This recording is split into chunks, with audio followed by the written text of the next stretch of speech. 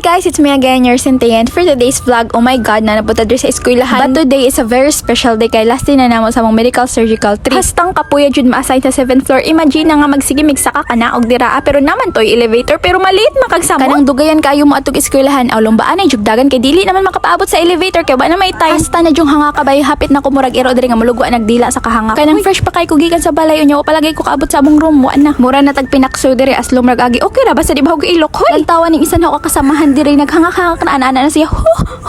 Okay ra ni basta kay magpadayon naghapon sa tong mga pangarap sa kinabuhi bahalag to 7th floor. Hoy, di mag-all kay hapit ta kumabot gamay nalay ko lang nahurot naghang pasensya. Hoy, ug finally sa sigin hoglakaw nakakita ra gud ko sa number 7 murag gud ni hanyag akong panan-aw. O di ba naabot ra gud sa room inyong Disney Princess unya nagdiretso din nag-attendance niya 7:45. Hoy, pero naa na si sir sa room pero wala pa siya nag-start og discussion so di pa ko late. Hoy, kanang perti pang hanga ka pero tabian man jud ko so nakipag-topic ko pag abot diretso. Unya giandam na akong mahiwagang eyeglass kay kung wala ni di man ko kakita kay mura naman tag nangabutan. Syempre hinluan jud na akong eyeglass kay basig lahin ang makitaan basig makakita inunong kog muta dira. Hoy, kalainon ba? Fast forward, nag-break time na mi mo ning nagpahuway sa ko diri. Human na mag-discuss wa mo kabalo kay wa mo ko nag-video kay bawal man na. 5 minutes na lang mahuman na among break time mo ning mata na ko diri nga part. Klaro kayo sa tagway nga hastang lami adyo sang tulog murag nas balay. Hoy, og finally na human na jud among discussion guys. Unya dira kay nag-andam na ang tanan kay mag-pictorial na mi kay syempre last day na ni sa among lecture. Sobra ka excited ra pa sa ilua. Hoy, unya diri nag-andam-andam na ang tanan nag-plaster na hastang dugaya maka-formation. Unya una pa nag-pictorial ang D3 unya kami dayon D4. Hoy.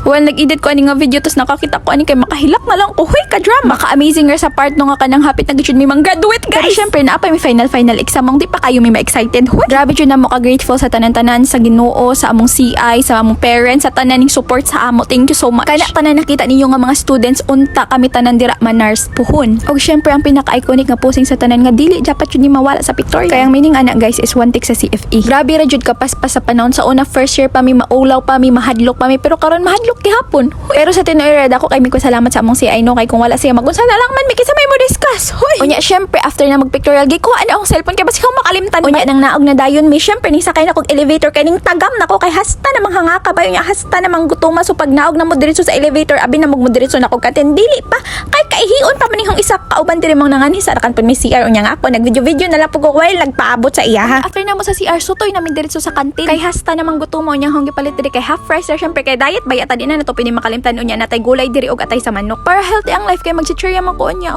Actually after na magkaon sa kantin nagtuon sa ami kay naman gud mi exam nga 200 items after ana nanguli na din may mao ning hong gipalit nga pagkaon kay gigutom naman pug kunya na nako diri sa balay nagmukbang nako diri kay gigutom naman kog tama niya ang sulod day aning dugay kayo maabre nga sudlanan kay shawarma ra. Maura to salamat sa pagtanaw amping bye.